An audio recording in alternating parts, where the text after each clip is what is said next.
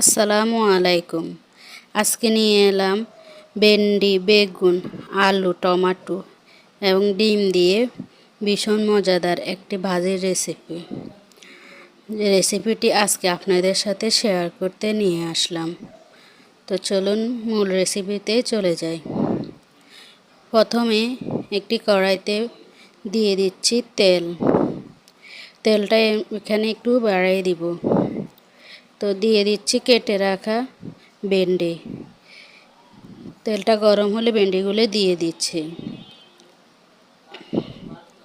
দিয়ে এবার একটু নেড়ে দিচ্ছি। নেড়ে দিয়ে এবার দিয়ে দিলাম 1 চামচ লবণ, 1 চামচ হলুদের গুঁড়া দিয়ে এগুলো ভালো করে মিশিয়ে নিচ্ছি। মিশিয়ে নিয়ে ভেন্ডিটা একটু ভাজা ভাজা করে নিব, যতক্ষণ পর্যন্ত না ভেন্ডির গায়ে থেকে বিজল বিজল ভাবটা চলে যায়। তো যখন বিজল ভাবটা চলে গেছে সে সময় উঠেই নিয়েছি আর দিয়ে দিলাম কেটে রাখা আলু কুচি। আলু কুচি দিয়ে এবার এগুলো একটু ভালো করে মিশিয়ে নিচ্ছি। এবার দিয়ে দিলাম 1 মুঠো রসুন কুচি, দিয়ে দিলাম পেঁয়াজ কুচি, আরও দিয়ে দিলাম কাঁচামরিচ, মধ্যখান থেকে ফালি করা প্রায় 10-15টি হবে। আমি এখানে গুঁড়া মরিচ ব্যবহার করব না, তাই কাঁচামরিচের পরিমাণটা একটু বাড়িয়ে দিয়েছি। ভাজিটা আসলে গুঁড়া মরিচ দিয়ে করলে এতটা ভালো লাগে না, নিচে থেকে দৌড়ে আসে। চেষ্টা করবেন কাঁচামরিচ দিয়ে করার জন্য।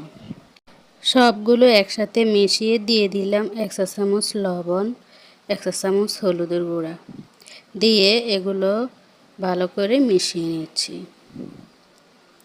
মিশিয়ে নিয়ে 2 থেকে 3 মিনিটের মতো ঢাকনা দিয়ে এগুলো একটু সিদ্ধ করে নেব।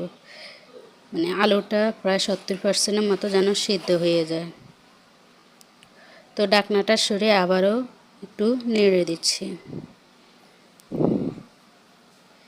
এর মধ্যে আপনাদের কাছে ছোট্ট একটা রিকোয়েস্ট, যদি আমার ভিডিওটা ভালো লাগে তাহলে অবশ্যই একটা লাইক দিবেন আর চ্যানেলটা সাবস্ক্রাইব করে যেতে ভুলবেন না।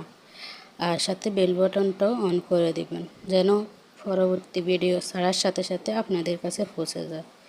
তো দিয়ে দিয়েছিলাম প্রায় 4-5টার মতো শুকনো মরিচ আর দিয়ে দিলাম কেটে রাখা বেগুন দিয়ে এগুলো ভালো করে আলুর সাথে মিশিয়ে নিচ্ছি। অবশ্যই ফুল ভিডিওটা দেখে যাবেন আর আপনার বন্ধুদের সাথে শেয়ার করতে ভুলবেন না। তো এগুলো একটু মিশানো হয়ে গেলে পরে দিয়ে দিলাম 2টা কিউব করে রাখা টমেটোগুলো দিয়েও ভালো করে এগুলোর সাথে মিশিয়ে নিলাম। নিয়ে প্রায় আরও 3 থেকে 4 মিনিটের মতো এগুলো ঢাকনা দিয়ে রান্না করে নিলাম। তো যখন বেগুনের পানিটা শুকিয়ে যাবে, তেলটা ছাড়বে, ঠিক সেই সময় ঢাকনাটা উঠিয়ে আবারও নেড়ে দিচ্ছি। দিয়ে এবার দিয়ে দিলাম আগে থেকে ভেজে রাখা ভেন্ডিগুলো দিয়ে আবার ভালো করে সবগুলো একসাথে মিশিয়ে নিচ্ছি। নিয়ে চুলার আঁচটা একদম মিডিয়াম টু লোয়ে রেখে আরও 2 থেকে 3 মিনিট এগুলো কষিয়ে নেব। এর মধ্যে আমি কোনো প্রকারে পানি দিই নাই, পানি ছাড়াই ভাজিটা করেছি। তো যখন সবগুলো সিদ্ধ হয়ে আসছে সে সময় দিয়ে দিলাম একটা ডিম দিয়ে এবার ডিমটাও ভালো করে সবগুলোর সাথে মিশিয়ে নিচ্ছি।